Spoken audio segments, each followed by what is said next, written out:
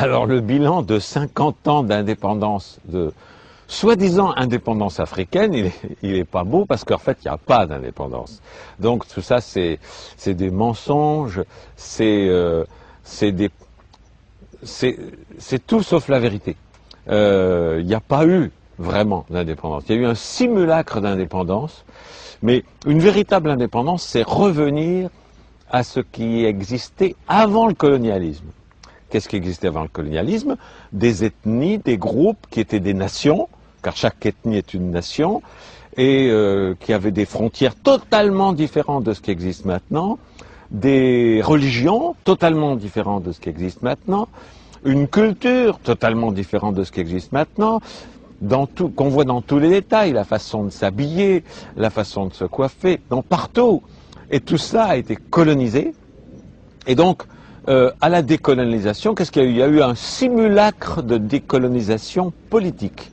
Ça veut dire que les frontières qui ont été décidées par des gens qui n'avaient jamais mis les pieds en Afrique, quelque part en Europe, qui se sont partagés, comme ça, comme on partage un gâteau, ils se sont partagés l'Afrique, Kama, en disant, bah, tiens, vous les Anglais, vous aurez ça, nous les Français, on va voir ça. Ils ne sont jamais allés voir sur place, et ça donne des divisions épouvantables qui créent des guerres, parce que certains pays voient une ethnie au grand pouvoir faussement démocratique qui a été mis en place par les Européens, et d'autres ethnies, comme les Hutus et les Tutsis, qui se trouvent dominés, qui se trouvent maltraités par les autres, qui sont mis au pouvoir par les Européens, et donc des génocides et des conflits terribles qui n'en finiront pas.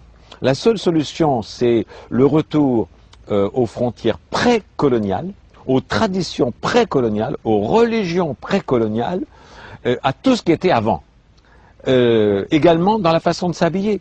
Quand je vois des ministres et des présidents africains et de Kama habillés avec le costume cravate des colonisateurs, mais alors leurs ancêtres doivent s'arracher le peu de cheveux qui leur reste et se sentir trahis. Quand je vois ces ministres-là qui sont habillés en costume cravate, il faut qu'ils reviennent à la tenue traditionnelle africaine.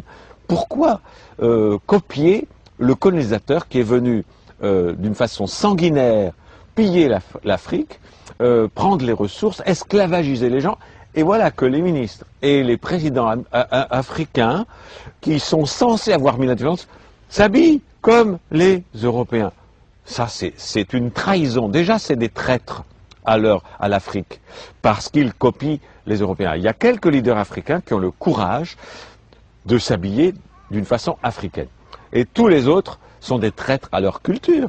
C'est absolument inadmissible. Que lorsque on pourrait dire, avoir la fausse excuse, que dire c'est pour plaire aux visiteurs étrangers, on s'habille quoi? Alors, moi, j'ai jamais vu le président français ou le président ou le premier ministre anglais, quand des chefs d'État africains viennent, s'habiller en africain pour faire plaisir à leurs visiteurs.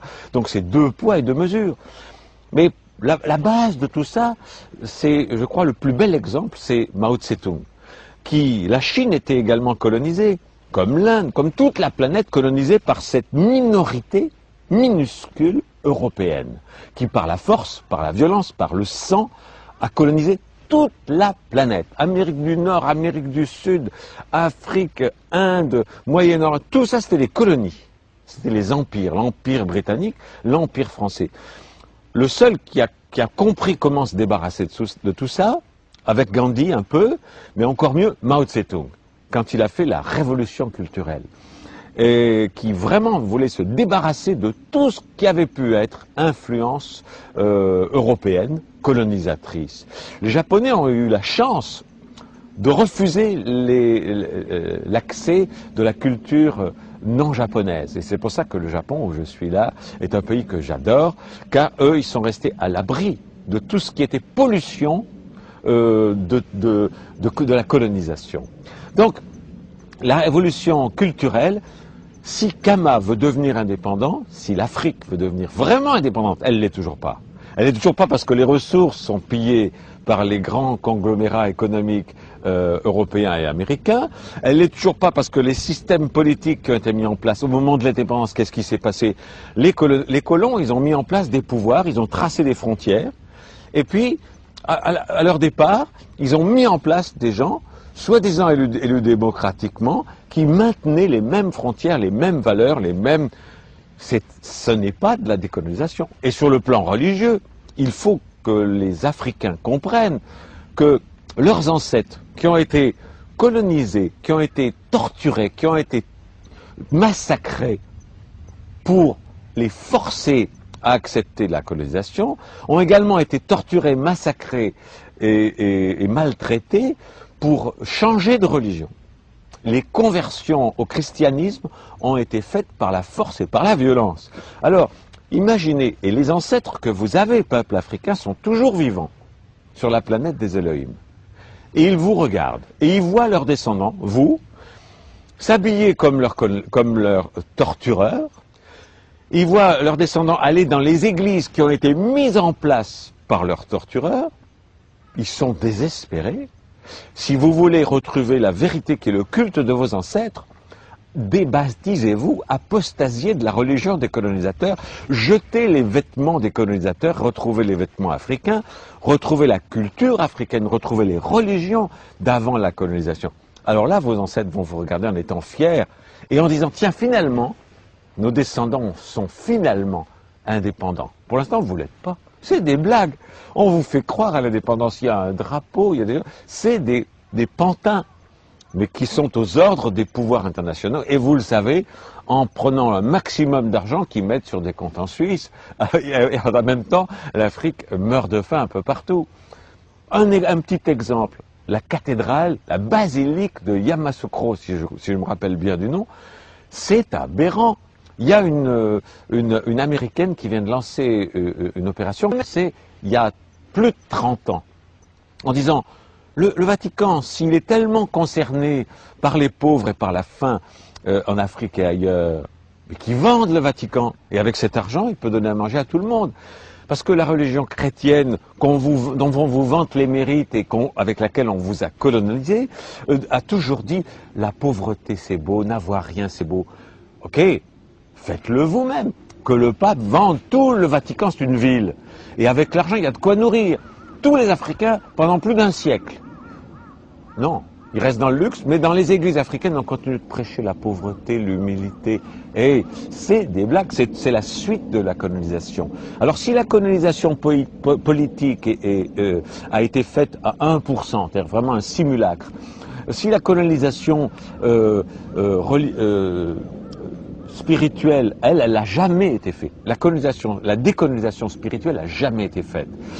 Vous continuez de singer les Européens en vous appuyant comme eux et en reniant vos valeurs et vos traditions.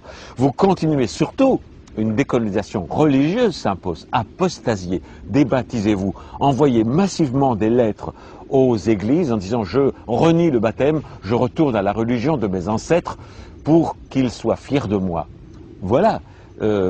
Alors la décolonisation de l'Afrique, c'est 50 ans de perdu, mais il n'est pas trop tard pour commencer. Il n'est pas trop tard pour commencer. Et les meilleurs alliés, j'ai un projet, moi, je trouve que le projet, il est en train de se mettre en place, des États-Unis d'Afrique, des Royaumes unis d'Afrique, car il faut revenir aux groupes ethniques, aux nations ethniques originelles, qui se fédèrent dans une Europe unie, comme les Européens le font, dans une Europe unie, dans une Afrique unie, un Kama uni, les royaumes unis de Kama. Et tous les pantins mis en place par l'Europe sous forme de grands États avec des présidents et des ministres disparaissent pour laisser place aux royaumes originels avec des rois, avec des ministres qui prenaient soin de leur peuple, de leur groupe ethnique. Tous ces gens-là fédérés dans une fédération des États de Kama, avec une monnaie nouvelle, l'afro, on peut l'appeler, ou le camo, une monnaie unique et la suppression de toutes les barrières douanières qui va aider à la suppression du plus grand cancer de l'Afrique, qui est la corruption. Car tout ce qui est importé, qui traverse des frontières, c'est une génération de corruption dont vous, Africains, vous